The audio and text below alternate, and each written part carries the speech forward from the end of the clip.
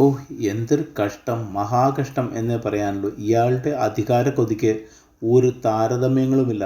80 വയസ്സായി. 16 വർഷമാണ് പാർട്ടിയെ സെക്രട്ടറിയായി ഭരിച്ചത്. 16 വർഷം. 10 വർഷമായി മുഖ്യമന്ത്രിയായി നാട് ഭരിക്കുന്നു. അധികാരം കിട്ടിയാൽ ഇനിയും മുഖ്യമന്ത്രിയാകണം എന്നാണ് അദ്ദേഹത്തിൻ്റെ ആഗ്രഹം. പക്ഷേ മുന്നണി തോറ്റാൽ പ്രതിപക്ഷ നേതാവാകാനൊന്നും അദ്ദേഹത്തെ കിട്ടില്ല. ഓൺലി ഹൈ ക്ലാസ് മാത്രം. തനിക്ക് ഭീഷണിയാകും എന്ന ഭയം കാരണം കൊള്ളാവുന്ന ഒരു പിൻഗാമിയെ പോലും വളർത്തിയെടുത്തില്ല. ശൈലജ മുതൽ തോമസ് ഐസക് വരെയുള്ളവരെ എല്ലാവരെയും ഒതുക്കി.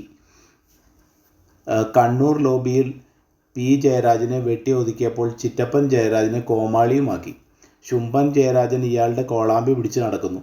ഗോവിന്ദൻ പിന്നെ എന്തൊക്കെയോ പറഞ്ഞ് പിച്ചും പേയും പറയുന്ന പോലെ എന്തൊക്കെയോ പറഞ്ഞ് നടക്കുന്നു. ബേബിയെ ഡൽഹിക്കും വിട്ടു. കൊള്ളാവുന്ന പലരെയും ടേം വ്യവസ്ഥ വച്ച് മൂലക്കിരുത്തി.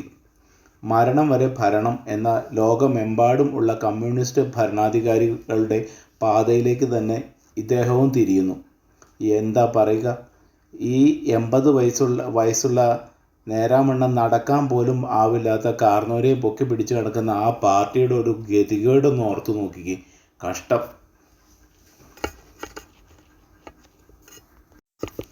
ഓ, എന്തൊരു കഷ്ടം, മഹാകഷ്ടം എന്നേ പറയാനുള്ളൂ. ഇയാളുടെ അധികാരക്കൊതിക്ക് ഒരു താരതമ്യങ്ങളുമില്ല. 80 വയസ്സായി. 16 വർഷമാണ് പാർട്ടിയെ സെക്രട്ടറിയായി ഭരിച്ചത്. 16 വർഷം. 10 വർഷമായി മുഖ്യമന്ത്രിയായി നാട് ഭരിക്കുന്നു. അധികാരം കിട്ടിയാൽ ഇനിയും മുഖ്യമന്ത്രിയാകണം എന്നാണ് അദ്ദേഹത്തിൻ്റെ ആഗ്രഹം.